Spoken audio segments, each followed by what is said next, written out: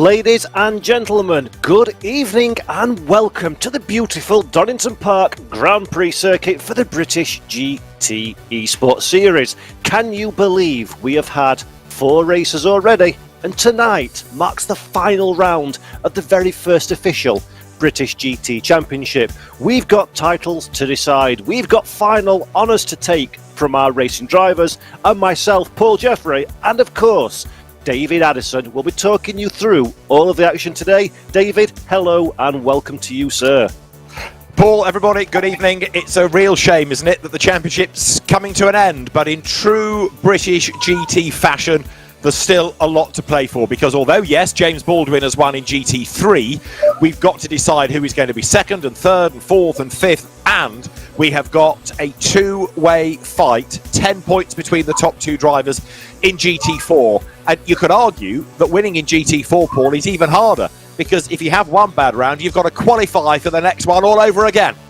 Yes, indeed. The GT4 battle all season long, David, has been absolutely incredible. And it's fabulous to see that a fitting final round decider for who is going to take that GT4 championship. We've had Nils Naujoks in the BMW fighting at the front of the field, charging against cars, arguably slightly faster based on balance of performance. And he is up against it this weekend. And David, I think this could be possibly the perfect venue for this final round event. Well, it's going to be intriguing, isn't it, to see whether it's a Porsche or a BMW circuit as far as GT4 is concerned. Of course, Jack McIntyre comes into this with 30 kilos of extra weight, but we're getting ahead of ourselves in a way talking about GT4, because GT3 is still going to be well worth watching. There's Tom Canning taking on Ben Green. Angus Fender starts on pole position, but with 10 kilos of weight, second in the championship, so he is one to keep an eye on. Sadly, Adam Morgan, Liam McNeely, Gus Burton, Leo Machitsky not with us because of other commitments. Bobby Trundley is here and he's 5th on the grid. Sandy Mitchell, who's had rotten luck, starts on row 2. And Jack Lemmer is on the 4th row of the grid in the other Barwell Motorsport Lamborghini. JD Fannin, he's had a pole position, but he's only qualified 6th, but he could be one to watch. Morgan Short, I think I'm right in saying, he's missing sadly this evening. And Michael O'Brien, without any extra weight, lines up on the outside of the front row. So the battle between him and Fender will be worth watching. But then you go to GT4, you've got Chris Herker, newcomer through qualifying, Matt Richards, Charlie Crossland, did the first round as a qualifier, and he's back for this. One to watch, so is Tarek Gamil. Jordan Burrows will be worth keeping an eye to. He's new, admittedly. Moritz Lerner, we know he's good. Kevin Ciclari is a qualifier, so is Ross McGregor. Robbie Stapleton has been one of the guns when he's been racing. He's not done every round, but he's been impressive. And Jack McIntyre is second in the championship, 10 points back. Pierre-Olivier Cloutier missing from the grid. Paul Batty is on the grid. Jack Keithley, Williams F1 esports driver, is here. One to watch. So is Samir Abrami. So is Michael Kundaccioglu. Nils Naujoks, championship leader. Florian Hasse, really quick. Lucas Muller, really experienced. Andreas Schwerin, second time out. One to watch. And Ben Hitz for the Hubert Haupt team is going to be another driver, I suspect with his elbows out, pitching 4 points here. So it's going to be well worth watching. Just a recap on the championship. Let's get GT3 out of the way. James Baldwin, it is that is already crowned as champion. But for second, it is Fender versus Green versus Fannin versus O'Brien. A lot at stake between those drivers. Yeah. Fabulous standings there, David. And you see how close these drivers have been this season. Bear in mind, these are real-world drivers as well. In the GT4 category, of course, we'd expect to see a high level of competition. But I think across the course of the season, we've got Nils Naujoks, Jack McIntyre separated by 10 points. George Booth has been very fast, but not quite scored the results maybe he would have hoped to over the course of the season. And Moritz Lerner, of course, Williams eSport driver, very, very quick. Indeed, we'll be looking for another good result. So it's been impressive, hasn't it, David, to see how the level of skill has risen over the course of this season. Yeah, and the likes of George Boothby and Tarek Gamil, for example, they qualify, they show their pace. George Boothby, of course, qualified, won, had another good result, then had to miss a round, and that's why he's fallen out of the championship. So a real shame for him. But yeah, GT4 has been super competitive all season, and fittingly, it comes down to the wire. Yeah, brilliant to see Donington Park. As you can see on the shots on the screen at this moment in time, it's a 2.498 mile circuit based in Derby or Leicester, depending on who you ask. A beautiful uphill down dale track, and unlike some of the venues that we visited this season, David, it is very, very possible to overtake, especially on the Grand Prix configuration, the Melbourne Loop that we can see on our screen. A big stop, a good opportunity to go too wide for the cars. So although we've had a great qualification session, I expect many of the drivers in this field will fancy their chances of moving up the grid. I would go along with that, and I think also it's going to be one of those circuits, because of the nature of it, that the weight will carry a big impact. Certainly this section here, going away from the old Starkeys Bridge up towards McLean's Corner, the road climbs, and it's much steeper than you appreciate really on television or on the cameras. So the weight is certainly going to play a part, and it's going to be really intriguing to see how the weight affects the likes of Angus Fender, 10 kilos, but 30 kilos for Jack McIntyre, who is doing his level best, of course, here to win the GT4 element of the championship in that Porsche 718 Cayman. Yeah, it's going to be really fascinating to see how it goes. And of course, talking about the weight penalty, or the success ballast, so to speak, that we've got on the grid. In GT4, Jack McIntyre's carrying 30 kilos. So Jack McIntyre, championship challenger, has got 30 kilos to hike round this Donington Grand Prix circuit. Tarek Gamel has 15 and Pierre-Olivier Cloutier has 10. But the man you're looking at on your screen, Nils Naujoks, the championship leader, is ballast free in the BMW. So not only is that ultimate lap time, David, but that's also going to have an effect on how the tyres and the car progresses throughout the course of a stint, because this is a 60-minute race, and changing tyres is not really something our drivers are going to be doing today, is it? No, they do have to make this mandatory pit stop, but in the cooler conditions of the way that the platform is established for this evening's race, then we should be set fair. That's Pierre-Olivier Cloutier, who is going to be on the grid, but starting at the very back. So he's going to be a driver to keep an eye to in the KTM, as he, in these shots looking back at free practice, headed up through Goddard's, up towards the timing line. And as we keep saying, GT4 is where the real focus is going to be. But the Donington Park Grand Prix circuit has pretty much everything. Fast straights, tight hairpins, some climbs, the dauntingly fast Craner curves, to which here Cloutier is approaching. Hollywood, the corner he comes out of now, onto the top of the Craners, and then plunge downhill. And you'll see some brave stuff from the very committed drivers heading down here to the old hairpin. Yep, and the kind of cars that we're racing today, the GT3 and the GT4 classification, for anybody who's new to the broadcast, the GT3 cars are going to be driven by real-world British GT Championship drivers, and the GT4 category is driven by sim racing esport drivers who've qualified through a hot lap competition or who have accrued points in the previous race in order to get an automatic entry. And these kind of cars, although they are downforce cars, they are predominantly relatively straightforward to drive, as it is a customer championship in real life. At Donington Park, on a section of corners like the Craner curves running into the old hairpin, the car is on the very edge of balance. You've got to be ultra careful with how you're applying the brakes, turning the car in, make sure you've got the weight transfer and the balance of the car just right. Otherwise, you can very quickly and easily start running out of real estate. And at a track like Donington, at the speeds that we're going at, as soon as you hit that grass, David, you're straight to the scene of the accident. There's not much room to make a mistake, so the high speed is going to take you off at a great velocity. So that's going to be interesting to see how the drivers cope with that. Yes, difference between GT3 and GT4. GT3, you get to the accident faster, possibly, but yes, quite right. For GT4, just a word about the fact that it's a championship worth winning, because you get, courtesy of Fanatec, a prize bundle which is worth about €2,000. It also includes a VIP real-world British GT experience and an automatic entry into the Esports Championship that we have running at GT World Challenge Europe Endurance Cup events. So there's a lot of generosity from partners, from sponsors, and as I say, it is a prize well worth winning, this €2,000 prize bundle, courtesy of Fanatec. Also, a quick word about Motorsport News, because it too has been a supporter of this Esports Championship, carrying race reports on every round, which is groundbreaking, because although you get the occasional mention of it, it shows the way that Motorsport News and Championship, and it's also been a trophy for the GT3 champion. So if he's at Brands, he will be, James Baldwin will receive that from the indefatigable editor Matt James. Of course, the British GT Championship, the Real World Series, kicking off at Brands Hatch May 22-23 weekend. Go in the flesh, or green coverage, which will come from Brands Hatch. But let's look a little bit because we're almost set for the final round of the British GT Esports Championship.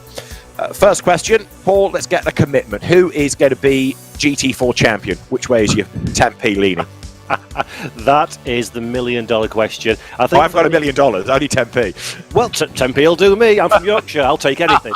But I think it'll be very difficult to look past Nils Naujoks. With no weight on the car, starting from pole position, we know that Naujoks is a tenacious driver, rarely makes mistakes, often maximises what car he has underneath him. So it's going to be a monumental effort by Jack McIntyre or the rest of the GT4 grid to overhaul Naujoks in the space of the next 60 minutes.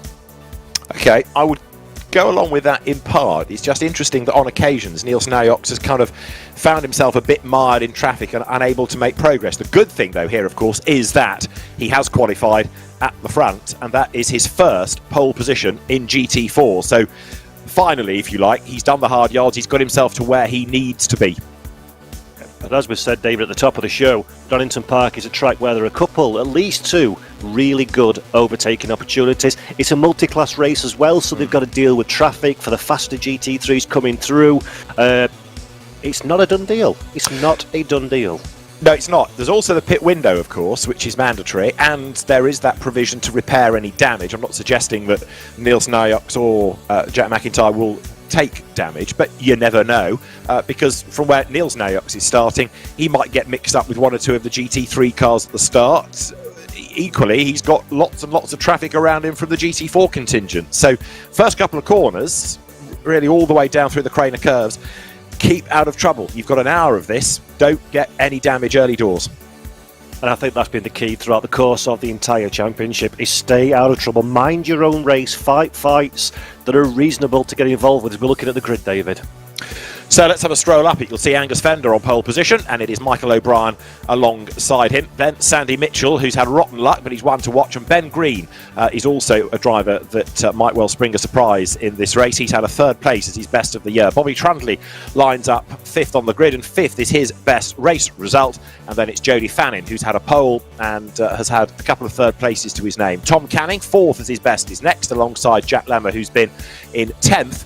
And then you get to the GT4 brigade with Nils Naujoks there starting on pole position. He's had a win this year. Lining up with him is Charlie Crossland, returning, having been 17th in the opener. Then there is Robbie Stapleford and another of the new qualifiers, Jack Keithley, the Williams Esports driver, fifth on the grid there with 30 kilos of extra weight. Jack McIntyre and the similar 718 Cayman alongside of Tarek Gamil, 15 kilos of ballast on that. Next on the grid is Lucas Müller for the Haupt Racing Esports team, one of the new qualifiers. So too Matt Richards in the Ginetta alongside him. Michael Kundacioğlu is next with another of the Williams Esports drivers, Moritz Lerner, for company. Behind him, another of the new qualifiers in the Aston Martin, Kevin Siclari, and alongside him is the French driver Paul Batty with his Ginetta G55. Go back a further row on the grid, you get to Sami Ebrahimi, who's had a fifth as his best. He's a long way back, and so too is Chris Hooker, who's also had a fifth as his best this year with his Audi. 32 is Ross McGregor, new qualifier with the Mercedes, and lining up alongside him, Andreas Schwer in sixth last time out. Next up, Jordan Burrows, new qualifier in the Chevrolet Camaro for solo racing, and alongside him is Ben Hitz, another of the Haupt drivers, and a long way back, third last time out, Pierre-Olivier Cloutier's KTM has got a lot of work to do if the crossbow is to get on target. What a fantastic grid. And one of the key things about the British GT Esports Championship that I've thoroughly enjoyed right from the very first race of the season is this initiative where drivers have to qualify in GT4 for each race. We've got a load of new names lining up on the grid today, many returning faces as well. And it's always been, hasn't it, David, fascinating to see how these new drivers acclimatise to the competition, to racing against the rivals in this series, and the pressure of being involved in a championship like the British GT Esports Series. And I, again, can't wait to see some great qualifying performances from many of our new faces. And I'm looking forward to see if they can get in the mix a little bit as this race progresses. You've got to say, the likes of Jack Keithley, with his experience, he should be one to watch. The KTM is a light car, but Jack has raced in SRO GT events, he's raced in touring car events, F1 events, you name it. He is a proper F1 team esports driver. They haven't taken him on for charity, have they? They have taken him on because he's clearly got talent. And although he's new into this championship and to the KTM, he's done the hard yards in the hot laps. He's qualified. There he is, lining up on the second row of the grid. So he should be one to keep an eye to, shouldn't he? Yes, and of course, Keithley has got absolutely nothing to lose. There's no championship to fight for, there's no championship standings to consolidate. It is purely a case of go out there, put yourself, your team, in the best light possible, race for yourself and race for the best result at the end, whereas he's coming up against people like Nils Naujoks, who's fighting for a championship. He knows he can go for the 50-50 overtaking manoeuvre, and Naujoks has got to concede because he can't afford to lose the points. So very much, you're right, very much a driver to keep an eye on over the course of this race, as frankly are the entirety of the grid. It is that close. Well, it is the perfect way to end a championship with so much on the line. James Baldwin, in terms of GT3, I think was always going to be the man to beat in GT3, and so it has proved. But Angus Fender, he's had a race win, but not on the road. Michael O'Brien, close but no cigar. Sandy Mitchell, lots of bad luck, deserving of a good result. Ben Green, Jody Fannin on the third row. They're all potential front runners here. So championship might be done and dusted in GT3. We might be talking about the lower position, second, third, fourth and so forth. But there's a race on the line here. There is another race at stake, and there are a lot of eager beavers determined to try and go out on a high. Absolutely, and I'm tempting fate by saying this, but the quality of the driving standards in GT3 has increased race on race. I've been thoroughly impressed. A lot of these drivers maybe have not got that much experience in a virtual world, so this is the final chance for them to go out there. There's learnings from 4 races going into this one. I expect GT3 to be an absolute cracker. Well, what about GT4? Pace lap is underway, rolling start, of course, for GT races, but what does Jack McIntyre have to do to win the championship? Well, he's got to win the race, fundamentally. But if he wins his class, which ain't easy, 5th on the grid, very heavy car, if he wins his class, he needs Naujoks to be 4th or lower. Now, Nils Naujoks is starting 2 rows further up the road ahead of him. That does suggest, I'm afraid, that it's going to take a lot of bad luck heading Nils Naujoks' way for not only him to fall to 4th or lower, but equally for Jack McIntyre to go from 5th on the grid to actually get ahead, given that he's got the heavier car, given that he didn't qualify so well. So very much it's advantage Naujoks, but anything can happen because the likes of Charlie Crossland and Robbie Stapleford and Jack Keithley, who are the 3 drivers between Naujoks and McIntyre, Paul, they have got nothing to lose, have they? They're not here for points, they are here for glory, and when glory is on the line, anything can happen. Absolutely right. And of course, the 3 names that you just mentioned, they're also relatively new to this championship, some brand new to the championship, so we don't quite know exactly how they're going to fare in the white hot heat of competition. So that's another variable that Naujoks has got to play his cards in this race. Does he let them go? Does he allow them to have their moment of glory? Or does he hold on at the front of the field and try and score as many points as he can? And that is one of the many storylines that we need to keep our eye out for during this race. Absolutely right. There's going to be a lot going on. It is, as we keep saying, a great way to end what has been a really impressive championship. The first time that SRO has been able to embrace the British GT Championship within its ever-expanding esports portfolio. We had a great Fanatec GT Esports Pro Series opener at Monza, where, get this, the 2 drivers that qualified on the front row had an equal time to the 1,000th of a second, and Danny Juncadea's time was only a 10th of what he did in the real world qualifying session. So it was quite extraordinary to see how not only combative, but how close to the real world of racing it was. Now, as far as British GT is concerned, Angus Fender won at Alton Park, but he didn't win on the road, and he would really like to score what you might call a proper win before the end of the season. But for the team at Rocket RJN, Michael O'Brien lines up alongside him. That's the team that's taken James Baldwin to the championship, so could another race win go its way? Well, we're about to find out. We'll keep an eye on GT3, an eye on the GT4 Championship showdown, as well as the final round of the British GT Esports Championship then will get underway any second. Now, as the cars accelerate over the timing line, the lights go green, the green flags fly. A good getaway from further back by Ben Green as he dives out to block Bobby Trundley. Sandy Mitchell classes his way up the inside there of Michael O'Brien and goes second. But Angus Fender leads the way. Mitchell goes second. And who is going to be third as they come through Hollywood for the first time? It is Ben Green. So Michael O'Brien rather got mugged off the line, didn't he? Second he qualified and fourth as they head into the old hairpin, Paul. And critically, everybody's got away from the line cleanly in this first sector of Donington Park lap. Naujoks is the race leader in GT4 with an Alpine very close in proximity behind. And our GT3, a little bit smaller than usual contingent, are fighting hard. Absolutely right. There is GT4. Look, Jack Keithley and Jack McIntyre busy squabbling. The KTM has made a not so great start. Jack Keithley dropping back. So Jack Mack gains one place, moves forward, and we have got Sandy Mitchell's race start being looked at. It was a bit aggressive as Bobby Trundley goes wide, goes off, goes back on again. Ben Green gets ahead of him, and Jody Fannin is about to gain one place and moves to the inside line there to have a go against the big BM as they drop down towards the Melbourne hairpin.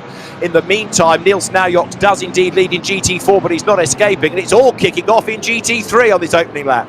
Absolutely tremendous. Bobby Trundley trying his hardest to stay out of trouble in the opening lap. The Lamborghini up the inside now into the final corner. Trundley sees him nice and early, gives him racing room, and Bobby Trundley, a very impressive driver throughout the course of the season, will recover from this one, I'm sure, as Sandy Mitchell has the big red drive-through penalty next to his name. So Sandy Mitchell cannot buy himself good luck this season. No, if he didn't have bad luck, he'd have no luck at all, would he? It is a drive-through penalty for a jump start for Sandy Mitchell. So it wasn't for that little bit of contact, it was for a jump start. So let's hope that the reigning British GT champion has better luck in the real world in a month's time. So we are on lap 2 at Donington Park. There's confirmation. Drive-through penalty to car 72, Sandy Mitchell, for a jump start. And also getting his elbows out is Bobby Trundley, and that fires Jack Lemmer out wide. So it's not a good lap for the Barwell twins, is it? Because Jack Lemmer drops a spot, and Sandy Mitchell's Barwell Lamborghini is going to drop many with this drive-through penalty. Meantime, up front and getting away for the moment is Angus Fender in the BMW. That 10 kilos of weight not really affecting him.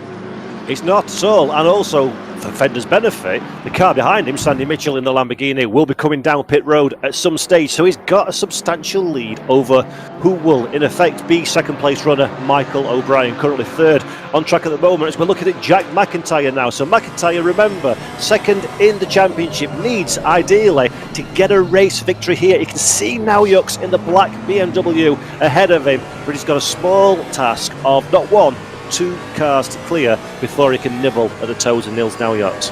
The other thing to factor in, I suppose, as far as Jack McIntyre is concerned, without being unkind, but there's no way of dressing this up, his pit stops have not been as good as other people's. If he's lost races, lost places, it has largely been because of a slower pit stop, hasn't it? Yeah, that's very true, and of course mandatory pit stops are needed here in the British GT Esports Series, so that'll be on McIntyre's mind, I am absolutely sure, in these early stages. So as the GT4 drivers turn out of the right-hander of Redgate corner onto the top of the Craner curves, you can see who the GT4 drivers are. They've got that little blue triangle just beneath the number. So it is Nils Naujoks then in the BMW, leading from Charlie Crossland. In third is Robbie Stapleford. In fourth is Jack McIntyre. So he's gaining places. Tarek Gamil is up into fifth. Jack Keithley then has dropped back into sixth in class.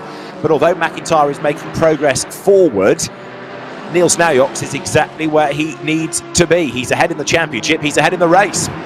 Yep, keeping it clean, no fuss, no drama for Nils Naujoks, but somebody who wishes they could keep fuss and drama at arm's length is Ross McGregor, one of the new names that we've got racing in the championship through the qualification phase. He's in the yellow and white Mercedes that we can see, and look at that for a gaggle of cars running down the Dunlop Bridge. Really would be nice to be in that shot, but hey ho, those days have gone, and Ross McGregor attacks the chicane on his onward march. Replay here of Jack Lemmer going off at the chicane, rattled over the curb, lost the back of it, and avoids anything solid. Should be able to rejoin from there, but that's cost him some time. Now look at all this, Paul, going on in GT4. This is getting very, very messy indeed. Fantastic. Too wide through the final corner on 2 places as well. This is just what we've seen from GT4 all season. The cars are a little bit slower than GT3 cars. They have a little bit less reliance on aerodynamics, and the racing is touring car-esque. 1, 2, 3, 4, 5, 6, 7 cars in the same shot, David. Coming down a crater curve, too wide. Fantastic. Now they've all got to get to the bottom of the hill safely. So far so good, as their Lucas Muller in the BMW goes ahead of Jack Keithley. That puts him up into 14th place overall. You've also got Matt Richards next in the queue. Look, with the Ginetta going rapidly as the cars now make the climb up towards McLean's corner. Michael Kondratoglu just ahead of them. So great battle pack here. You've got so much variety as well, including 56, which is Kondratoglu's Alpine, chasing after. Look, Moritz Lerner with that McLaren. You've got the Audis ganging up behind with Chris Herker in the orange over blue ahead of Samir Ibrahim's blue over orange example, out of the double apex right of Coppice, and now down to the Fogarty's S's they go. Great battle going on here. Yeah, fantastic stuff. And might I just say that what a overtaking manoeuvre from Lucas Muller. Brand new into the championship, mark of respect straight away, putting his stamp on the GT4 field. So great driving as we're coming down now to Melbourne Loop, nearly 3 wide. All of this is 6th to 12th in class for the moment. Got 53 and 3/4 minutes to go. Anything can happen, but great battle that it is. And again, it shows, whether it's the real world or the sim world, how well the BOP works to have all of these different shapes and sizes and engine configurations and power outputs running together, except Chris Herken gets into the side of Kondratoglu and fires him towards pit in, rattles off the concrete wall rather, and Kondratoglu will rejoin, but that has cost him dear, I'm afraid.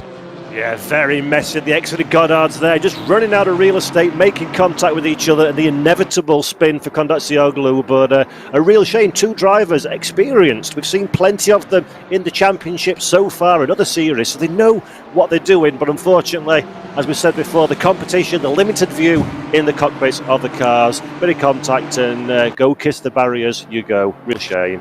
Yeah, you're right about that restricted view. I better not name the driver, but there was a story being told to me the other week about an accident we had in one of the early rounds of the championship when somebody rejoined after a moment straight into the traffic. The driver in question said, I looked left and all I could see was my bedroom wall. Gave away the game. Right, this is how it all happened then. So Kondratoglu goes round the outside, Herker tags him, but then as the Alpine comes across the front, there's really nowhere else that Herker can go. So there was secondary contact, and Kondratoglu came off worse, down to 27th, and that's last. Yeah, real pity there. We're looking now at Jack Keithley, the Williams Esports driver. So remember, Keithley's lost a couple of positions off the start line, and now he seems to be behind Moritz Lerner. So Jack Keithley going backwards at this stage in the race. Which is odd, isn't it, given how well he qualified?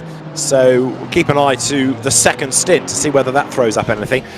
Jack McIntyre, in the meantime, is edging forward because he's onto the back of Stapleford now. So 3rd and 4th in class, battle is developing, but Robbie Stapleford, who comes into this race being weight free, still being caught. So actually Jack McIntyre coping well with the extra 30 kilos and trying to drive around the problem, if you like, but he's getting on with the job and is still in contention. I wouldn't say necessarily it's going to be easy for him, but he's not dropping away. If anything, he is gaining, because there he is, look, he's caught 2nd and 3rd in class.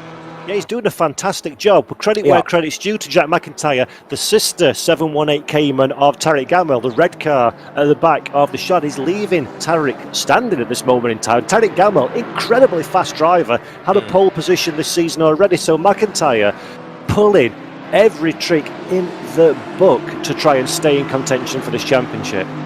Up front, incidentally, Angus Fender has done the fastest lap of the race thus far, but he is not exactly storming away. He's only 4/10 up the road, so Michael O'Brien is not out of contention for GT3 honours as yet. You never know what's going to happen in the race, of course, as now you see there coming down towards the chicane, Matt Richards having a go against Jack Keithley, the Ginetta on the tail of the KTM. There they are, look, so Matt Richards, one of the hot laps qualifiers, as indeed is Jack Keithley, the Sancho Rocket Simsport Ginetta, right on the tail then of Jack Keithley, the Williams Esports driver. The KTM under attack as they come off the Melbourne hairpin, but the KTM light car just keeps the Ginetta at bay. Yeah, Keithley's not looking comfortable at this stage in the race. The car's moving around on the racetrack under Jack Keithley quite a lot. Matt Richards much more stable in the Ginetta behind as he goes to the outside now. A couple of that is that Chris Hucker going down pit lane, I think, in the background too. So outside into Redgate, can he make the move? Matt Richards tries to make it stick. Keithley knows what's happening, covers the inside line. We're coming down now to the Craner curves, very difficult to run, too wide at this section of racetrack. And David, these two could not be any closer if you painted Matt Richards' car onto the back of that KTM. Absolutely right, brilliant battle. That was Chris Herker pitting, and it was a drive-through, Paul, because of that contact from earlier. We saw him turn around Kondratjaglu's Alpine, did we not? So that was the penalty. I'm getting all nostalgic about this, KTM versus Ginetta, because in the early days of GT4, before it really caught on, these were the two stalwart supporters, really. Ginetta certainly in Britain, KTM on the continent, and here they are, nose to tail. But right now, Jack Keithley is under huge attack from Matt Richards, no question about it. And of course, this means that Keithley, by going defensive, will fall off the back of Moritz Lerner in that McLaren. And look at the way the Ginetta closes, goes to the outside line. That ain't going to work for Matt Richards, though, because Jack Keithley brakes as late as he dares. Is there something on the road there as well? Looked like a tyre stack might have been knocked onto the line. So a tyre barrier, I think, has been hit by somebody. We'll try and unravel whom, and has been brought just onto the line as Keithley on the inside is still under attack. And now Samir Abrami in the Audi is closing up as well. And this is exactly why I have adored this championship this season. The racing from top to bottom has been incredible, has been fair, has been close, and has been fierce. And Matt Richards, a new name to the championship, sorted out. He's fell straight in to exactly how this racing goes about in GT4. Keithley on the defensive again, but this, David, has got the air of the inevitable about it, I think. Oh, it has, hasn't it? Especially as now Samir Abrami is catching up. What about third in class? Robbie Stapleford just ahead of Jack McIntyre. These two raced against each other in the VRRC's touring car E-Series during the course of the early part of the year, and right now they are almost together. That the way that Porsche is going is deceptive. It is just creeping into the mix. Look, this battle pack has really concertinaed over the last few laps, second, third and fourth together, and Stapleford doing the attacking for second in the class up against Crossland is just as important as what's going on behind him. As now Samir Abrami gets roughed up a little bit. The Ginetta is through, so Richards is ahead of Keithley, but also scrabbling by now. Sinclairi has managed to get himself up past Abrami, so it's all shuffling lower down in GT4. Brilliant racing. Incredible stuff. Last time we looked at Samir Abrami, we suggested he was starting to get involved in the fight, and now he's being shuffled back as this fight for second in GT4 intensifies. The second and third position starting to squabble. This is Jack McIntyre's opportunity to start making his way up through the field and doing something about that gap that Nils Naujoks is gradually extending at the front of GT4. What would be quite helpful is if Robbie Stapleford can get really aggressive in his efforts to get past Charlie Crossland, and the two tangle and just disappear stage left, and through goes Jack McIntyre. Meantime, coming out of Goddard's there, you can see Samir Abrami going up one place. That all got a bit messy, but onto the top of the Craners once more. McIntyre in a hurry, isn't he? He is indeed giving it everything. The cars might look quite sedate, might look quite well balanced on the screen for everybody at home, but trust me, in the cockpit, behind the wheel, these cars are an absolute handful, and the dirty air of the cars ahead of you as well. The downforce is reduced, the car's understeering a little bit more, it's a little bit more squirrely on the rear, and then you're giving everything to get a lap time out of the car, and you're nose to tail with your rivals. Fabulous, fabulous driving from these three, and to be fair, it's the entirety of the grid so far. Robbie Stapleford giving the curb a whack, but he survives that at Coppice as they come now down towards the Fogarty-Esses once more. Jack Keithley has lost another place though, look, because he's been mugged there by Kevin Sinclairi. So Sinclairi and the Aston doing a good job. Gains ground. I tell you what, a lot's happened in less than 15 minutes, hasn't it? We're not done yet, far from it. Look at this as they come down towards the Esses once again, because in the background there is the Mercedes on the prowl, that of Ross McGregor, and off the road, who was that we lost briefly? Was that Ben Hitz? There's another one anyway that's got rally crossing, so it all shuffles around. Some of the newcomers finding track limits just a little bit different, shall we say, going through Fogarty's. Right, Stapleford's view here, second, third, fourth, all bunching up again, Paul. Brilliant stuff, and I know it's a little bit further down the road just yet, but in the back of your shot we saw some GT3 cars coming down the back straight, so it's not going to be long until GT3 starts getting into the mix of these GT4 cars. There you see them now coming out of the Melbourne Loop and down into Goddard's. So these cars are going to start getting involved in the fight. GT4 drivers are concentrating on themselves and each other, and all of a sudden, massive closing distance. You've got a very quick car trying to put a lap on you. So I think, David, we might have the potential for some significant changes over the course of the next 5, 6, 7 minutes or so. Yeah, traffic is going to be really interesting here because the nature of the circuit means it is perfectly feasible you will encounter as a GT3 driver slower cars at a part of the circuit you don't want them, like at a hairpin where everything is slow and you get a bit stuck. And actually Donington is not the widest of places, certainly not compared to Silverstone, for example, where we were a couple of weeks ago. So yes, the stint after the pit stops, or indeed now as you've seen Chris Herker being lapped after his drive-through, it's all going to be interesting. This is second, third and fourth in GT4 and it's absolutely as one. Angus Fender though, now look at this, bulldozing his way through the traffic. That rather imposing BMW storms through. Stapleford up the inside, look, contact, that's exactly what McIntyre was hoping for. The two ahead tangle and boom, 2 places gained in 1 corner. That played right into Jack Mac's hands. Fantastic. Jack McIntyre is going to have a very poor Christmas because there will be no gifts. They have been handed to him today in April. That is exactly what Jack McIntyre needed, and now he needs to get his head down. Now Jack McIntyre needs to push for all he is worth. He needs to brake and accelerate that 30 kilos faster than he's done all weekend because he has got Nils Naujoks ahead of him, and that is the championship fight. Brilliant stuff for Jack McIntyre. Played into his hands, didn't it? That was exactly what I was suggesting a lap or so ago would be the ideal for him. But of course, he's not out of the woods yet. He's got to catch Naujoks, pass Naujoks, and Naujoks has got to fall to fourth. So it's still stacked against him. However, you never know what might happen, as we have seen in previous rounds of the championship. Although certainly early season, some of Nils Naujoks' dramas were being caused by rather rogue GT3 drivers, and we have got fewer GT3 drivers on the grid tonight. So the real focus GT4. Angus Fender in the meantime just storming clear. Tom Canning lower down is in 5th there. Look, in the Aston Martin, he's got the similar car of Bobby Trundley behind him. They're using an awful lot of the road there as they try and dodge through the traffic. Great scrap this. It is indeed, and that's exactly what we spoke about. Canning getting a little bit phased by the Ross McGregor GT4 Aston Martin running out of the grey stuff, which is where the grip can be found, and Trundle didn't quite make his way past, but that is the sort of thing, dip a wheel onto the grass on a suboptimal line, trying to give space to the different class of car, and suddenly you can open up an overtaking opportunity that wasn't there before us. Hello, there's a Camaro. That's a surprise on shot. So very, very close things in this current fight between the GT3s and the lapped GT4s. Yeah, but look at this, 9 laps done, and they're carving their way through traffic in GT3 now, aren't they? That's Tarek Gamil that's just been lapped, so he is in 2, 3, 4, 5th in class. 4th in class is lapped, Charlie Crossland in the Alpine. So this means that Angus Fender is closing now on Robbie Stapleford. He'll pick him off there. Look round the outside at Hollywood. So Jack McIntyre is the next victim. Look at the difference in speed between GT4 and GT3. Angus Fender comes absolutely flying by on the inside line, and this, make no mistake about it, is a race he wants to win. Look, he's now nearly 4 seconds clear of Michael O'Brien in 2nd place.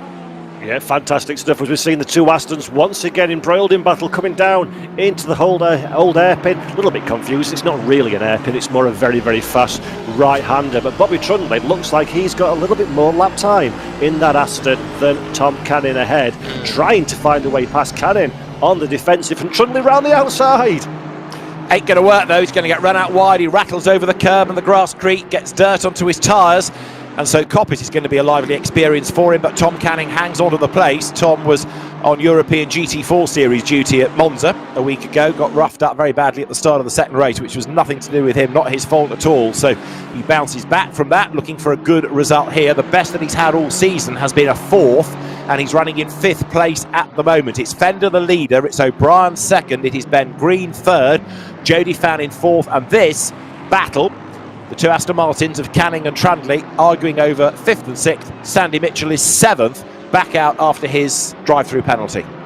Yep, some fantastic stuff, as we've come to expect in GT3. One of our new drivers, Frenchman Paul Bataille, in 19th place in the Ginetta, comes through the final corner. He's got, who's that behind? Is that Burrows in the Mercedes for company? So in GT4, pretty much, apart from, which is exactly what he wants, Nils Naujoks, everybody has got plenty on their plate at this stage of the race. Yeah, Ben Hitz, I think it is, in the Mercedes, and then Jordan Burrows next in the queue driving the Chevrolet Camaro. We've got another penalty coming, and it is for 32 out of GT4 Ross McGregor's Ross McGregor's Mercedes, a 10-second penalty for an incident that involved Samir Ibrahimi a little earlier on in the race. So race control with a few penalties to sort out. There you go, confirmation on the screen. 20 minutes are up then, and we are, of course, not that far away from the pit window. Do drivers come in early, try and get out of the traffic? Do they leave it late? Always fascinating to see in a race like this, especially in esports, when the drivers elect to bail for the pit road. Yep, it's been very interesting throughout the course of the season. Some very, very different strategies employed by our drivers in GT3 and GT4. Some come in at the first opportunity, get the pit stop, served and out of the way, and some come down pit road at the very dying minutes of the pit window. Now, we've got Naujoks and we've got McIntyre, who are 1-2 in GT4 on track, but separated by quite a bit of fresh air. So I would suggest that Naujoks and McIntyre, should I say, will go for the opposite strategy of Nils Naujoks, try and throw the dice a little bit.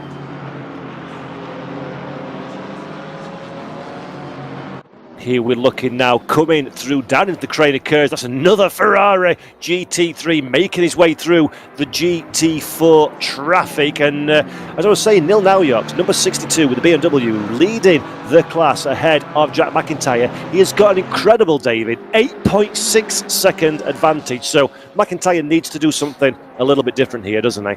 He does, and there you've got Charlie Crossland look back ahead of Robbie Stapleford. That happened, I think, at the Melbourne hairpin. So let's have a look here in replay. This is Jack Keithley on the inside, Samir Ibrahimi behind. You've got Michael O'Brien, looks second overall, and Ross McGregor getting involved. That's why he has got his penalty, a 10-second penalty for him earlier on. So that explains the McGregor incident. Now there is second and third and fourth and fifth look within GT4 with the Aston Martins bearing down on them. So Jack McIntyre still getting away, because now look, it's Charlie Crossland in the Alpine, really pretty car, the Alpine, having to defend, and there Bobby Trundley dive bombs Tom Canning and gets through. That was a really brave move. That was excellent stuff, because it worked, and it worked well. Not for the first time this season. I'm waving my arms around like an idiot. That was an absolutely spectacular overtaking manoeuvre from Bobby Trundley. Great to get the car up the inside of the sister Aston, and also to avoid making contact with the slower GT4 as well. So incredibly brave or incredibly fortunate, not sure which one, but the end result is Bobby Trundley, exceptional overtaking move. Now, we got a drive-through penalty look being offered to Matt Richards in the Ginetta. Also, Robbie Stapleford has to return a position to Charlie Crossland within 3 laps. Well, that's already happened, so we can't really do anything more about that. The Alpine is ahead and pulling away. Matt Richards is track limit abuse, by the way, to get that drive-through penalty. So that accounts for him for the moment. We've got 37 minutes to go. Have a look on that timing tower, because you've got the driver, you've got the car brand logo, you've got the number of the race car itself, and that little 1 means pit stops to do. When it goes green, you know that they have served the pit stop. Now, the window is not yet open, but when you have a little green lozenge on there, you'll know that that's the indication that they have served the stop. Now, Paul, look at this move again in GT3. Bobby Trundley, how brave was this? That is incredible. Makes the decision last minute, commits to the inside. Great to not snatch an inside wheel on the brake as well. Avoids the back of Tariq Gamel, I think it is, in the 718 Cayman, and then immediately goes to the defensive to make sure there can be no counter-attack. And Bobby Trundley has so impressed me, David, this season. He's been calm, collected, committed and strong where he needs to be, and keeps picking up very nice results indeed. Yeah, he does. He races well. He's been roughed up on occasions, but for Team Brit, he has been a real credit, Bobby Trundley. He is autistic, but he has been a real asset in the championship, and it'll be great to see his real-world racing as well when British GT kicks off in May. I must confess, I did fear a bit for Tariq Gamel, looking at the late braking from Bobby Trundley, but they all survived. Now, there is Tariq Gamel battling with Robbie Stapleford, who actually now, having dropped back again behind Charlie Crossland, as you see, is really struggling to maintain pace, isn't he? He's lost a chunk of time, and look, they're crawling all over him now like a rash and diving up the inside. That's Jack Lemmer going through in the GT3 Lamborghini, but Robbie Stapleford then under attack very definitely. Tariq Gamil looking for a way to try and get by, and he's taking also Lucas Müller with him in the Haupt BMW. Yeah, fantastic once again to see Lucas Müller keeping involved in the fight. A new name, a new team into the series as well. Haupt, a very famous real world team, of course, now involved in esports with Lucas Müller, their lead driver. 14th overall, 1, 2, 3, 4, 5, 6th on the road, but I feel he's not going to stay there in the next 35 minutes. It looks like he wants to get on with the business end of overtaking these cars ahead. And we have another drive-through for 73 Andreas Schwerin, and that is for track limits. So he will be displeased by that. There'll be a lot of Schwerin inside his helmet when that message gets through. Right, pit window is open. So who is going to bail first to get out of traffic? This is where the intrigue starts. Well, we've got Bobby Trundley, I think, having come in. Have we not? Yes, we have. And here's the GT4 stream down the pit road. Fantastic. Trundley was in the right place at the right time to get straight down pit lane as soon as the pit window opened up for him. Stapleford came down pit road as well. Tarek Gamble looks like he made the last minute decision to join Robbie Stapleford as one of the early stoppers. And remember, everybody at home, it's the Naujoks and McIntyre, the GT4 championship and race leaders. Let's see if they stop on a contra strategy to each other. Nils Naujoks, the man that you're looking at now, just been lapped by Lemmer in the GT3 Lamborghini. Naujoks has got the comfortable position of plenty of real estate between himself and McIntyre, so he can kind of set the tone as to what he wants to do here. And McIntyre's got a little bit of thinking time. You can see what Naujoks does, or does he dive down pit lane early and force the move himself? Of course, David, not really going to be a tyre change, so no undercut as such. This is all about track position. Yeah, but keep cutting the chicane, or the Fogarty S's, to be fair, which is where many of these track limit penalties are coming from, and you could cut a tyre. So, admittedly, the drivers that are doing the job properly by not cutting it should not have a problem with tyres, but if you get a bit aggressive for the next half an hour or so, late race you might be in strife. Bobby Trundley then has pitted, and Nils Naujoks is getting away up front. That BMW looking really strong at the moment, isn't it? It is indeed. Naujoks doing everything he needs to do, with cool, calm and collected, as we come to expect. Not really challenged at this stage, but as we say, pit stops always throw a little bit of drama into the equation, so it's not over yet, and McIntyre, bless him, doing everything he can to try and close that gap at the front of the field. So we have then the fight on between here Robbie Stapleford and behind Tarek Gamel as they make the run now up into the left-hander of Goddard's round the back of the Wheatcroft Suite, named after Tom Wheatcroft, of course, the man that brought Donington back from the dead and reopened it in 1977. And there Robbie Stapleford and Tarek Gamel go through, so the Aston Martin just ahead of the Porsche with 32 minutes of the race still to run.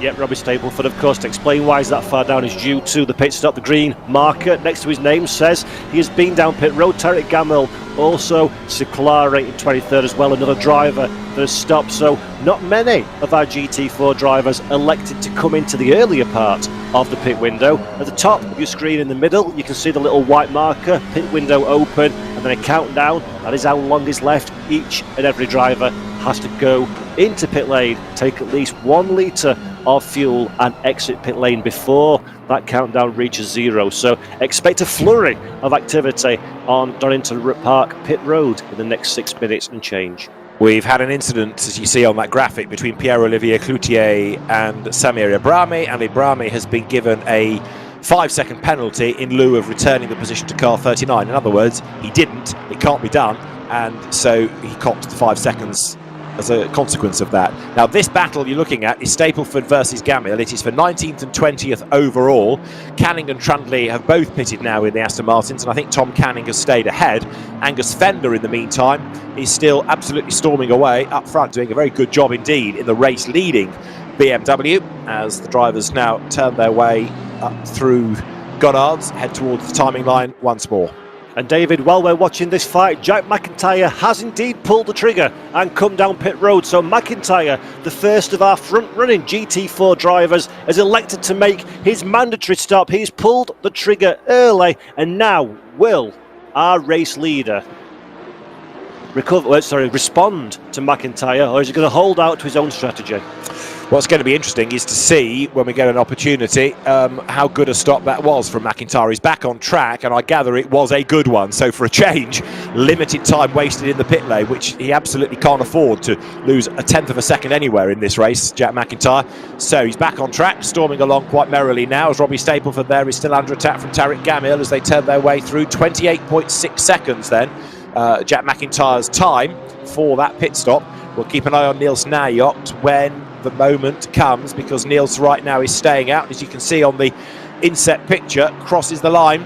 He's out on his own, and that is a car, because of its rather understated livery, that doesn't draw attention to itself. And right now, Nils Naujoks is just getting on with the job. Yeah, exactly. Naujoks will want to extend this stint as long as he possibly can. He doesn't seem to have much traffic around him in terms of GT3 cars. He's certainly not under any pressure from cars in the same class. So while things are good, while he's in his mental zone, he understands what the car is doing underneath him. He's used to the tyres, he's used to the weight from the fuel and the way that the car is behaving in the here and now. You don't want to do anything to disturb that mojo. Just keep pushing, and get down pit road when you know the last available opportunity is open to you, and then see how things wash out from there. It was Nils Naujoks that won the grand finale of SRO Esports last August, as there Angus Fender, the overall race leader, has been in, and he's on his way out of the pit lane now. 21 laps in the book, as out he goes then back into the race. But Nils Naujoks has this way of rising to the big occasion. He won, as I say, that grand final. It looks like he's going to score a second-class win and the GT4 championship here. Stapleford versus Gamil, they have pitted as well. So Nils Naujoks is leaving it late, no question. It is, and there's something that needs to bear in mind as well. Donington Park is very much an old-school circuit in comparison to some facilities around the United Kingdom. And pit entry, the current pit entry used at Donington Park, is immediately off of the racetrack. So you come straight off the racetrack on the exit through Goddard's, and then you're going to get straight on the brakes and engage the pit lane speed limiter very, very quickly indeed. Incredibly easy to miss that opportunity. We see Nils Naujoks entering pit road and stopping on his markers, but it is very easy to attract a pit lane speeding penalty if you're just a little bit too late pressing the big red pit speed button. So let's see, I'm sure Nils Naujoks, very experienced, will make a mistake like that one, but David, in competition, very easy to drop the ball. Indeed so, and he's on his way. I was just pondering that car looked like it had been stationary for quite some time, but anyway, he's away and going, and this is Tariq Gamil coming up towards Goddard's then. So Nils Naujoks will be leaving the pit lane to get into Redgate. There is Charlie Crossland rejoining. There's Jack McIntyre. It was a slow stop from Nils Naujoks, I was right, and it's 32 seconds. So that has cost him time relative to Jack McIntyre. Now he's staying ahead, but the gap is down, and so it's game on between Naujoks and McIntyre. If the weight is carried well in the Porsche, given the way that it's going so far, this could be an interesting stop. 32.7 seconds then. 32.7 from Naujoks against 28.6 for McIntyre in the pit lane. Pendulum swings. Absolutely incredible. McIntyre, when he watches this broadcast back again, as I'm sure he will do this evening, he will be kicking himself for the qualification performance in that Porsche. If only he could have started alongside Naujoks on the front row. Those sort of pit stop times are what can make and break a race, but Nils Naujoks had an 8-second advantage heading into the pit window phase, so McIntyre has not been able to turn the slow stop for Naujoks into track position, but that will give him heart. He will see the black BMW closer in his front windscreen, and now can he do anything about it in the next 26.5 minutes left on the clock? 26.5 minutes left in the race, left in the championship, as Tariq Gamil oh so nearly tickles the tail of Robbie Stapleford's Aston Martin. They're going down to the Melbourne hairpin. They are being chased hard as well, as you can see, by more GT4 opposition, as up now towards Goddard's they come once more. Hit the brakes, down to second gear, turn left, back onto the power, now haul the car out the other side, and then charge over the timing line as Jody Fannin goes into the pit lane. That's quite a late stop in the GT3 Ferrari. It's a shame that Jody had to miss a round, because he has been very, very rapid when we've seen him. Took a pole position, remember, at Brands Hatch indeed. So 26 minutes and counting. Angus Fender still clearing the race lead from behind him. Michael O'Brien in second place. Yep, fabulous stuff in GT3. We see a bit of contact there. That's Jack Keithley, isn't it, in the KTM, I fear, being turned around, so he is off the road. That's going to delay him, and up front it is now Jody Fannin serving the stop, ready to rejoin, and that means that pretty much everybody, yes, they have now all served the pit stops. So let's have a quick look at the gap between our two race leaders in GT4. It was around 8 seconds before we had the pit stop scenarios play out. Jack Keighley was the first of the two championship leaders to jump down pit road, and I'm just quickly looking down my timing screen. Naujoks is, he has around 7 seconds worth of advantage over McIntyre, so not quite worked out as well as Jack McIntyre would have liked in that phase.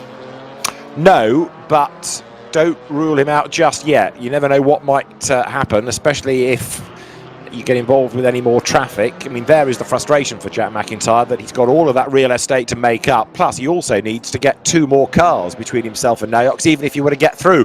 Look in the background, though, because coming onto the pit straight is the race leader. Angus Fender is chasing on, and he is not that far behind Jack McIntyre. Now to put a lap on him, as we get a replay here of, that's Jack Keighley's demise, conceivably. Let's see.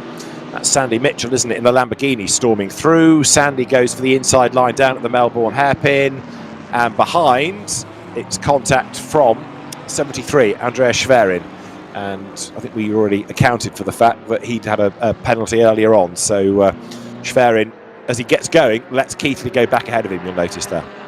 Yeah, that would have been a very spicy accident in real life, having a KTM being annihilated by a Chevrolet Camaro. No, yes. 2 different cars could you possibly find in GT4, but it looks like Schwerin gave the position back to Keighley, so gentlemanly driving following the mistake there from Schwerin. Yes, go along with that. You'd certainly know if you're in a KTM you've been whacked by a Chevrolet, wouldn't you, crikey? Right, that's Sandy Mitchell, 5th then, trying to play catch-up after yet more bad luck for the reigning British GT champion.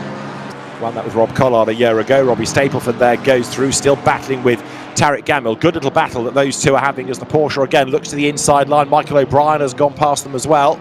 Still running second in the McLaren, but that McLaren just does not have an answer to the BMW around here, does it?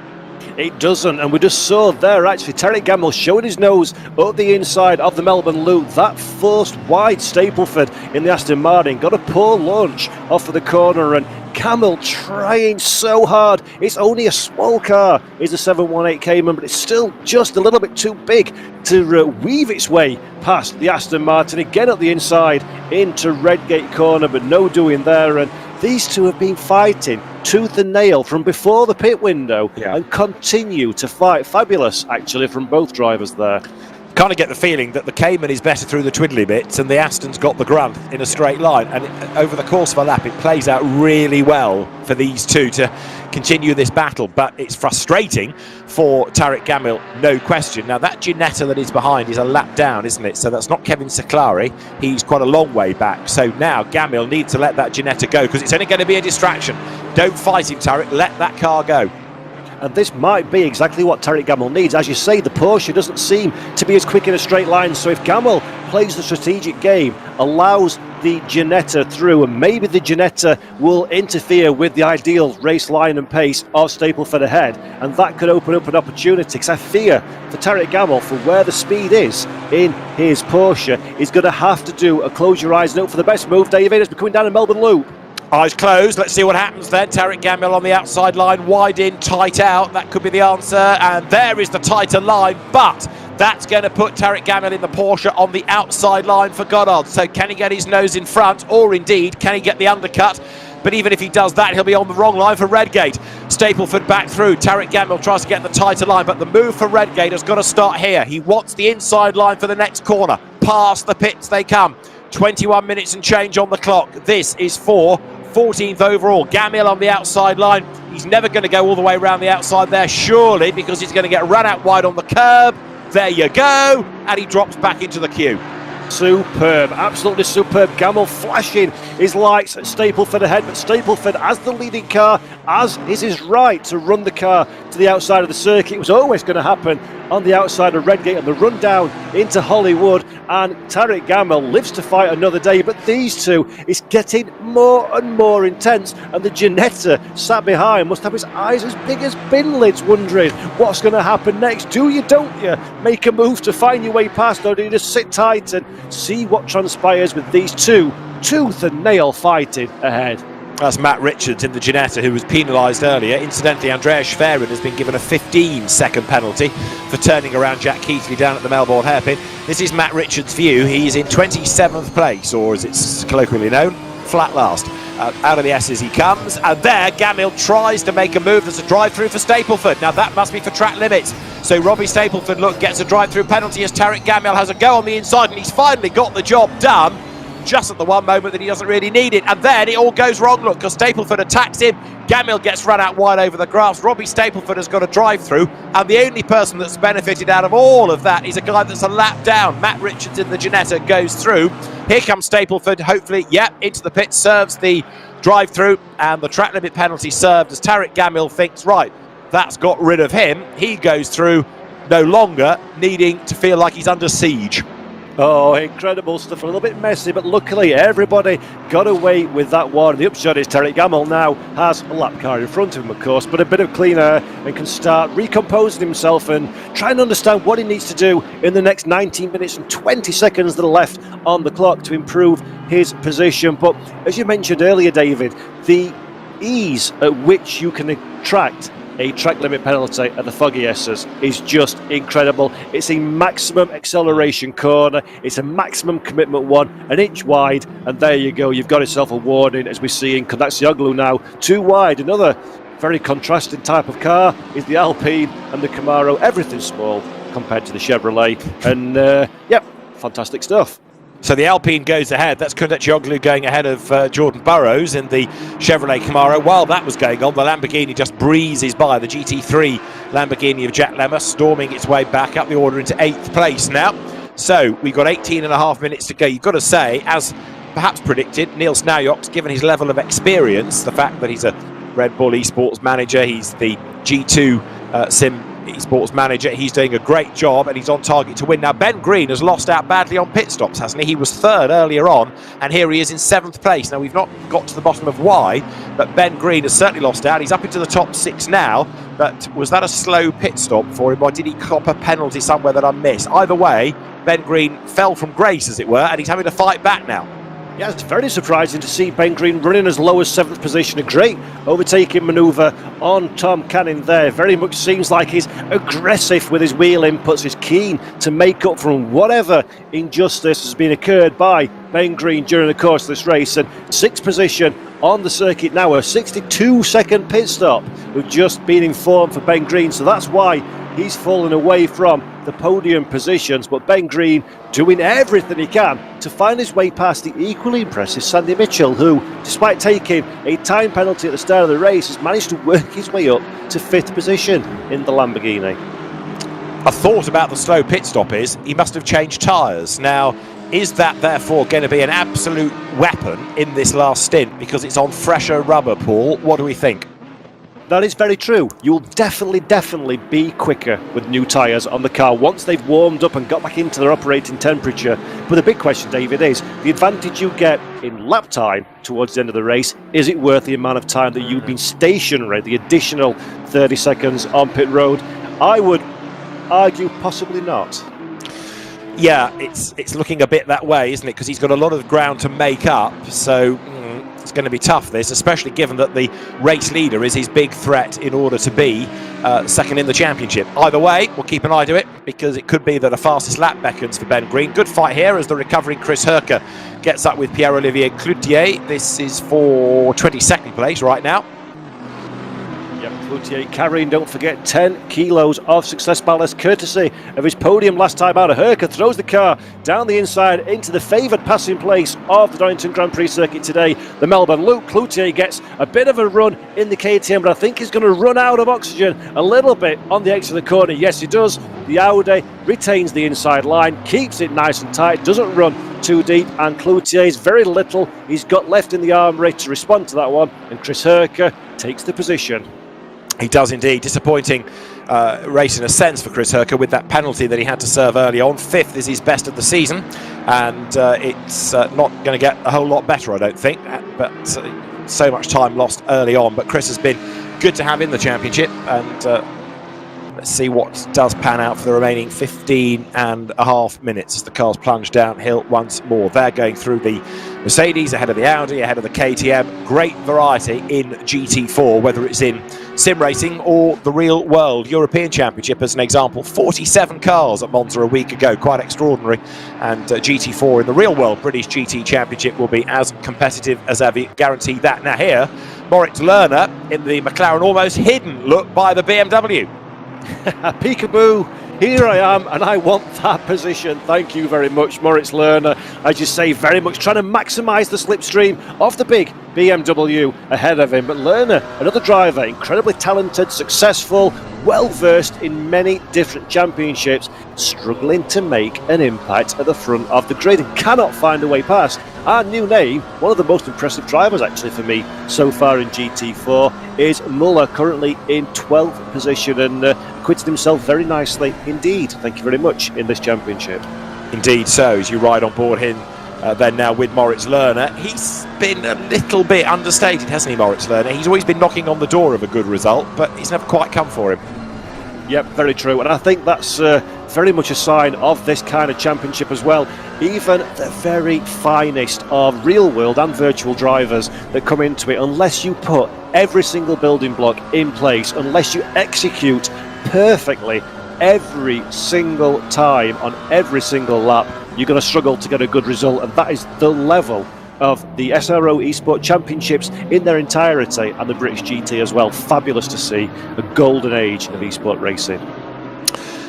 Can't argue with that. It is extraordinary the way that it has grown so rapidly over the last 12 months. We can understand the reasons behind it, but the way that everybody's embraced it and the way that now it's being integrated into real world championships as well, it's extraordinary to see. Now this battle going on here, look, again has stuck to the back of it. Matt Richards in this recovering Ginetta. Real shame he got that penalty because the pace has been very, very good out of that car. Angus Fender in the meantime continues to lead Michael O'Brien and Jody Fan in first, second and third. Trundley fourth, so Tom Canning has lost out quite badly, down in seventh. Ben Green closing on Sandy Mitchell, but he's got far too much ground to make up if he's even got a sniff of a podium, I think. Yeah, but starting to spread out a little bit in GT3 at this moment in time, at this stage in the motor race. But while we've got nothing happening, I'll take a quick opportunity to echo some words that you mentioned earlier, David, about what's on offer for our championship winner. So the championship winner in GT4, courtesy of the main sponsor Fanatec, will get a €2,000 Fanatec bundle. Fanatec are a German sim racing hardware provider and sponsor of the GT World Challenge in the real world as well. So a €2,000 bundle from Fanatec, a VIP real world British GT experience, and automatic entry to the European version of the SRO Esports Series Championship. That's currently in the grasp of Nils Naujoks in the BMW, but of course 12 minutes 22 seconds on the clock. We've made predictions before, Mr. Addison, and they've been proven wrong within seconds, so there's still plenty left to go. Yes, that's one of our few strengths, isn't it, really getting it that wrong. So yes, we are braced for anything to happen, but yeah, it is a good prize. Now, good battle here, look as well, for fourth place, Bobby Trundley under attack from Sandy Mitchell. Remember that Sandy Mitchell is recovering after the earlier drive-through penalty, and he's absolutely charging, look now, as they come down the hill. So this change for fourth place is imminent, I reckon. It is indeed. Sandy Mitchell showing plenty of speed in that Lamborghini. One of his most convincing performances so far, even with the penalty at the start of the race. And Bobby Trundley now will have eyes firmly on his mirrors for the last 11 and a bit minutes. So way out wide and almost a big moment there. Sandy Mitchell rattles up over the curb, and we're getting one or two warnings given to drivers now for incidents as we get to the business end of proceedings. Just over 11 more minutes of the race, of the championship still to go. Look back, on board with Trundley, Sandy Mitchell in the Lamborghini. Good aero-friendly car, closing as they come there. Look through the fog as he S's once more. Fantastic stuff. Mitchell now pushing really hard. Will he have an opportunity into Melbourne Loop? Trundley goes defensive and the fight goes on. And not only that, Mitchell's brought Ben Green with him. So look, that BMW that we reckon is on fresh rubber is absolutely charging. All of a sudden, fourth is very much on the cards for Ben Green. Depends a little bit on how long it takes him to get through the traffic here as to the overall result. But Mitchell is quick. Ben Green is even quicker, being on fresher tyres. Yep, I suggested that Ben Green maybe made a mistake getting some fresh boots on at the pit window, but it looks like it's paying Ben Green back dividends now at this stage in the race. Half as expired tyres on that BMW. Fresher tyres, 30 minutes worth of freshness extra in that BMW. So Ben Green, a man to watch. But these are three cars fighting tooth and nail just after I said the gaps had spread out in GT3. Well, there you go. As ever, we are spot off in our predictions here. Well done, Paul. So, Ben Green versus Sandy Mitchell. This just takes the pressure off Bobby Trundley for a moment or two. Mitchell, in real terms, is quicker than Trundley. Ben Green is also quicker than Trundley, looking at qualifying pace, and he should be quicker than Mitchell now he's on his fresh tyres as well. So, it is game on as they come now out of Coppice, down towards Fogarty S's once more. 10 minutes and counting. But, look, Ben Green has been stuck here for over a lap now, and he still can't find a way past that Lamborghini, which in turn, because it's having to go defensive, can't find a way to get past the Aston Martin. He can now. Mitchell to the inside line, down to the Melbourne hairpin. Trundley defends, but is he going to go deep into the corner? Yes, he is. Mitchell will try and squirt up the inside, but he can't do it. Trundley recovers and gets the clipping point for the hairpin. Good defensive driving there from Trundley. Left enough space for Mitchell, but put Mitchell out onto the marbles off the racing line. The grip is left, but Trundley runs a little bit deep into the final corner. Gets a good launch off the corner. Mitchell tries to find an opportunity. Ben Green squirrely on acceleration, desperate to get involved in this fight. And these are separated by absolutely nothing. And only 9 minutes left to go. It's going to take something very impressive from one of these three to try and force the move forward.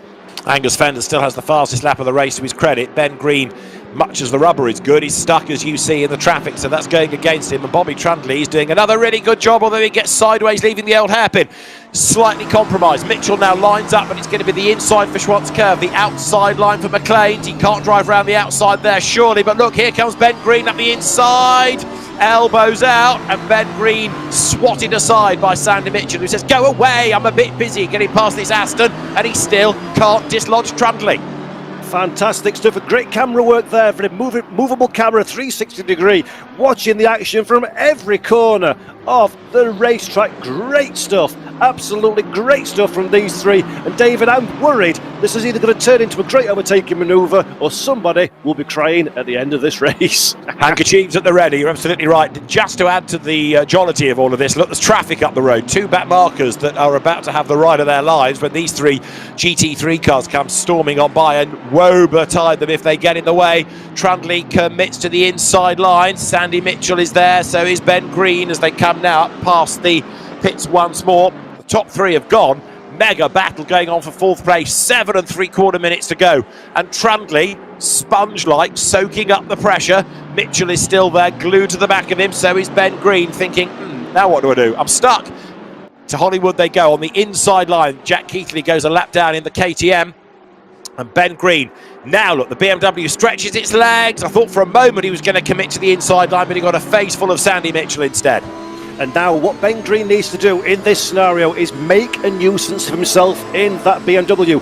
Fill the mirrors of Sandy Mitchell ahead. Make Mitchell look through his rear view mirrors. Defend fresh air. Compromise corner exit to try and allow Ben Green in the BMW pass, because it's not going to get him on the brakes at this stage in the race. He needs to pressure Sandy Mitchell into a mistake. Mitchell is a real world British GT champion, so mistakes are not something that is in his vocabulary. Himself trying to find a way past Bobby Trundley. Ben Green will be having an absolute blast, if not a little bit frustrated at this stage. And only 6 3/4 minutes of the race to go. Angus Fender, in the meantime, is heading for win number 2 of the season, and his first, if you like, to take the checkered flag ahead, because remember, Alton Park was gifted to him after a post-race penalty for James Baldwin, just as he was joining us in Discord. Up towards Goddard's then comes this battle still. Trundley ahead of Mitchell, ahead of Green. We talked earlier about what a good job Bobby Trundley has done in the esports races in British GT this year, and here's more evidence of it, because look, he's not cracked under pressure at all, has he? He's not his driving fantastic. They're looking a little bit ragged in places, as you would do with those two great drivers behind him. And Trundle, of course, as the leader of this trio of cars, is the first to come upon lap traffic as well, to wake up the GT4s to the fact there's an army of GT3s as Sandy Mitchell uses all the curb on the run down the training curves, and Ben Green's off. He is indeed, and he's looped it. He's going to be able to rejoin, but Ben Green off the road and just missed by Tom Canning. Right, that takes the pressure off Mitchell. We didn't see the start of how Ben Green got in the gravel, but you saw the outcome, and still Bobby Trundle is hanging on to 4th place. Wow, so drama, it comes out of nowhere, and we're not done yet in British GT Esports as Trundle 4th, Mitchell 5th, battle on. And I tell you what, the advantage of those new tyres of Ben Green's has just disappeared completely because they'll be covered in gravel. Now let's try and piece all this together, Paul. Down through the craners, round the outside of the traffic goes Trundle. The gaps there had opened up, hadn't they? Mitchell up the curb and, contact. Yes, the back marker just moves across on Ben Green. Not Ben's fault. Unsighted, bang, off the road. Big shame. Dreadfully unlucky for Ben Green there. It's so difficult as a GT4 car to recognise the fact that there are essentially 3 cars glued together as one. He's let 2 pass, he starts to come back across to take his natural racing line into the old hairpin, and surprise, you've got yourself a BMW alongside, and that is the end result. So Ben Green will be gutted to be taken out of this, what must have been a fascinating and enjoyable battle, not necessarily for the finishing position, but just these are all race drivers. It's for the pure love of racing, and when you get 3 very competitive drivers like we've just seen having such a clean race, you want to be doing that all day long. It's what you live and breathe for. So Ben Green will be disappointed to have been artificially taken out of that battle. Indeed so. Michael O'Brien there at the head of this battle, Pat, because he's working his way through the GT4 traffic. I mean, the other element of this, and we're talking about this as a race, we're talking about it as esports, as sim racing, I grant you, but it does have another feature, of course, another very useful facet, which is that the GT3 drivers are getting in extra mileage in their personal data banks ready for the real world Donington races, plural. They've been to Brands, they've been to Silverstone, they've been to Alton Park. They'll race there in the real world championship, so it's all relevant extra experiences. Now Mitchell comes up to have a go at Trundle. Again, he's on the outside line down to the Melbourne hairpin. 3 3/4 minutes on the clock. Wide in, no, not tight out. Door closed. Mitchell couldn't get the undercut. Trundle is driving superbly here to fend him off. This is really impressive stuff. That was incredible from Bobby Trundle. He recognised that he was too late on the brakes. He positioned the car in such a way that Sandy Mitchell could not get the cutback on the acceleration. That is incredibly fast thinking and fast movement of the feet to make sure the car was where it needed to be. Bobby Trundle, bravo, fabulous, absolutely fabulous bit of driving there from the Aston Martin man. In a sense, it's a shame it's for 4th and not for the notional podium, isn't it? But, I mean, look at the way the Aston gets very rapid down through the Craner curves. Looking good, this, as the cars then now turn their way once again up towards Schwantz curve. Tariq Gamil here is all over the back of Moritz Lerner like a pigeon on the chip, but he can't find a way past the McLaren as they drop through fog. It is Kevin Ciclari is trying to close on them, and looking at the clock, we're going to be in for about 2 more laps. That's all, as you see now. Mitchell staring at the back of Trundle's Aston Martin, and Sandy has had enough of that view. He wants something different to stare at, doesn't he?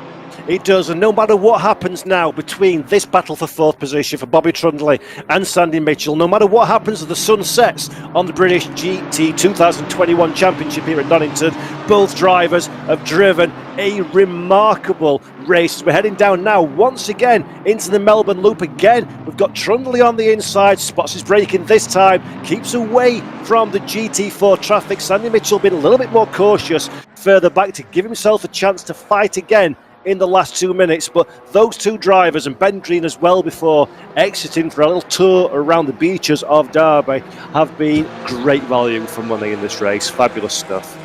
And it was Paul Batty, the French driver, that was the back marker that clashed with Ben Green and sent him off into the gravel bed, just for the point of record that. So there Moritz Lerner comes through, and we've got 1.5 minutes, so less than a lap time left in the race now. But where is Angus Fender relative to the clock? So he should be there, good to start his last lap this time around. So up he comes then with, as I say, less than a lap time left in the race. He will start the final lap of the race, the final lap of the championship this time around. We've not seen a great deal of Angus in this race. but not a wheel wrong has he put. Very impressive stuff. Yeah, he's been fabulous, Angus Fender, all season actually. Often in the heat of battle, Angus Fender, very good driver, deserving race winner should he manage to carry the car over the line for the final lap. But Ben Green has 15 seconds. He went fishing at the beach and he's caught himself a time penalty. He also caught Tom Canning somewhere because it was an incident between 3 and 1, Ben Green and Tom Canning, and a 15-second penalty to Ben Green. So he'll be decidedly unamused about that. Bobby Trundley is keeping Sandy Mitchell at bay, and Nils Naujoks is still well clear, champion-elect in GT4. So the story's almost over in British GT Esports. Angus Fender is on target for a second victory, but like I say, his first what you might call proper one. Sandy Mitchell, though, has got another lap in which to attack Bobby Trundley, as out of coppice comes Angus Fender now, makes the run down towards the Fogarty S's once again. He's got a lot of sim experience as well as real-world experience from Ginettas and then British GT, but Angus Fender has put it all into good practice here. There is Nils Naujoks. We'll come to him in a moment because it's going to be a really good race for the BMW as a brand, with GT3 and GT4 both looking as though they are going to come out on top in the respective classes, as Angus Fender then now makes his way up into the left-hander here. Look, comes into Goddard's. It is going to be a race victory for Angus Fender. Then his second of the season. He slows right down to celebrate, comes through, and there is the checkered flag. Angus Fender wins the final round of the British GT Esports Championship at Donington Park. And to prove what a good day it is for BMW, Nils Naujoks, Paul, is about to become GT4 champion. Fantastic stuff. Loses the rear end of the car in celebration. Nils Naujoks, GT4 British GT champion, with a superb performance. Did not put a wheel wrong, and a deserving champion. Well, a great drive by Nils Naujoks then. Again, a bit like James Baldwin in the context of GT3 with his experience. He was always perhaps the man to beat. Michael O'Brien takes second place, his third second of the season, can you believe? Jody Fannin takes third, his third of the season. So there's a certain amount of symmetry. But anyway, a good race for Jody Fannin, a good drive by Michael O'Brien, and Angus Fender the winner. And Bobby Trundley hangs on in there for fourth place ahead of Sandy Mitchell. We don't really have a Driver of the Day award, but were we to do, I think Bobby Trundley would go on the shortlist, because that was an excellent effort to keep at bay the challenge of the British GT champion Sandy Mitchell. And look at this, Pierre-Olivier Cloutier versus Paul Batty. This is for 23rd place overall. It's KTM versus Ginetta. It's going to go down to the wire, Paul. Fantastic stuff. The final race, the final championship event, the final corner, and Pierre-Olivier Cloutier takes that position, 23rd in the KTM. It's been a hard fight for the Canadian to get to this point in the race, but flashes your likes, job done, satisfied with that one. And David, it's been an absolutely incredible championship, if I do say so myself. 5 dramatic, exciting, drama-filled races, and Donington Park served up a very fitting end to the season. Didn't it ever? A great circuit, Donington, and it has delivered another really lively race. I think the only person perhaps that didn't have his hands full in terms of a battle was Angus Fender, but he certainly had to be careful with the traffic, and he caught that from about the 9th lap, I think we said at the time, and had to fight his way through. So Angus Fender then is the race winner. Michael O'Brien taking second place, and then third going the way of the hard charging Jody Fannin, with Bobby Trundley in fourth. But yes, action from the very start. Let's see if we can grab a word with our race winner, certainly, because Angus Fender joins us. Angus, well done. Second victory of the year, but that's, if you like, a real one. You took the checkered flag first, so it probably feels a bit sweeter, doesn't it? Yes, it's always nice to take it on the road. Yeah, it was great. I really enjoyed that one. It looked easy. You're probably going to tell me that the traffic kept you on your toes, but you seem to check out really early. Yeah, I mean, the first half of the race was managing fuel, managing tyres. Like, Okay. 10 kilos on the car means that you work your brakes really hard. So I was doing a bit of brake management as well. But the second half I could relax and have a bit more fun. Yeah, the GT4's kept me on my toes, but I knew I had enough of a gap to just take my time and pick my way through it, really. It's not been a bad season. It's just a shame that McLaren-Baldwin combination was really quick everywhere, wasn't it? Well, I mean, what do you expect? He's world class.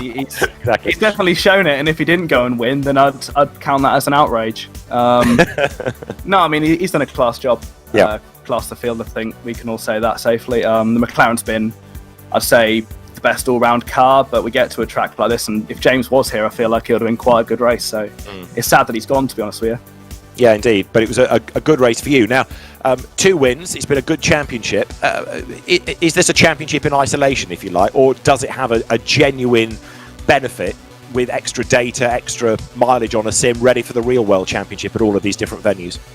I mean, it's nice to just keep sharp, to be honest with you. It's always better to do something, whether it be on a sim or in a go-kart or whatever, or track days and whatnot. It's always just nice to stay in the seat, even if it is a seat in your bedroom. And what about Brands Hatch in a few weeks' time? Have you got a drive sorted out for the season in real world British GT?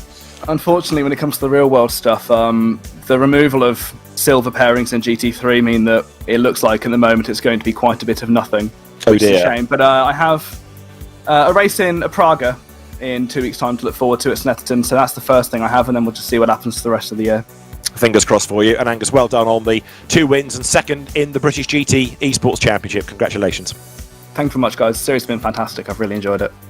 Cheers, well done. Thanks, Angus.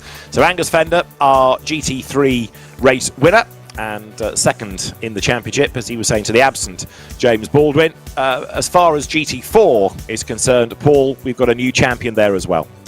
We have indeed. After a tense and thrilling season, Nils Naujoks 2021 British GT Esports champion. Congratulations. How does that feel?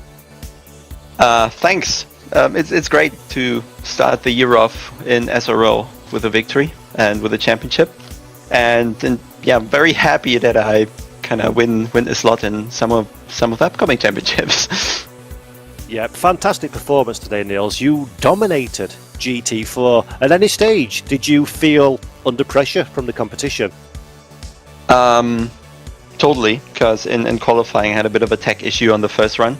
Then went to the pits, fixed my hardware, went out again, and on the second run I kind of had shaky legs a bit because it was still 5th, and I think it was Jack McIntyre even in front of me, so suddenly there was a small chance for him, and then just very luckily I only improved to 10th with the very last lap in the qualifying, but that put me from 5th to 1st, so it was really, really close at the front. Fantastic stuff, and of course qualifying was critical to get that pole position and convert that into an early race lead. How did you find the traffic today? Did GT3 behave themselves? Any close calls out on circuit? Not really, no. I think for all of them the championship was already over, and we didn't have too many of them sadly as well. So yeah, everybody took it easy, waited for their chance patiently. So no contact whatsoever, no critical situations. Perfect. Fantastic stuff, and of course winning the championship as well as the kudos of taking the championship victory in British GT Esport. You've also got the Fanatec €2,000 bundle and entry into the GT World Challenge SRO main series. Do you think you can repeat your form on the European stage? We'll see. Depends on the format you guys choose to do, I guess, because of course I'll be tied and happily driving the BMW, which is always a bit of a gamble. But of course, looking forward to a very intense season with all the, top guys from all the games coming over to ACC for that. So it will be really tense. Last year was already great, and yeah, should be nice. By the way, what's this Fanatec package? What's in there? There's a €2,000 bundle from Fanatec. I don't quite have the exact detail of what's in it, but I'm sure that'll be very exciting. You had me at 2,000. Brilliant. Nils Naujoks, absolutely superb all season. We thoroughly enjoyed watching you do battle in the stealthy black BMW. So congratulations, sir, on your championship victory.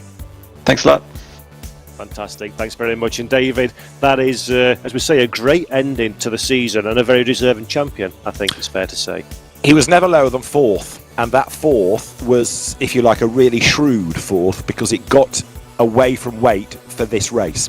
So it was podium, 4th. In other words, weight, no weight. And coming into this race, ballast free. Nils Naujoks has been around the block so many times. He knows exactly what he's doing. He knows how to work the race results, sacrifice one for a better possible race here, and it worked out perfectly. Plus, if he was involved in an incident, it was hardly ever of his making. So, like James Baldwin in GT3, all that experience, all that ability shone through. Yep, absolutely. Tremendous stuff. And it's always a risk to play the strategic game, but paid off fully on this occasion. Absolutely brilliant series. Thank you to everybody involved in the British GT Esports Championship. Thank you very much to David Addison, to all our drivers, and to everybody watching at home. I've been Paul Jeffrey alongside David Addison. And until next time, we'll see you later. Take care. Bye-bye.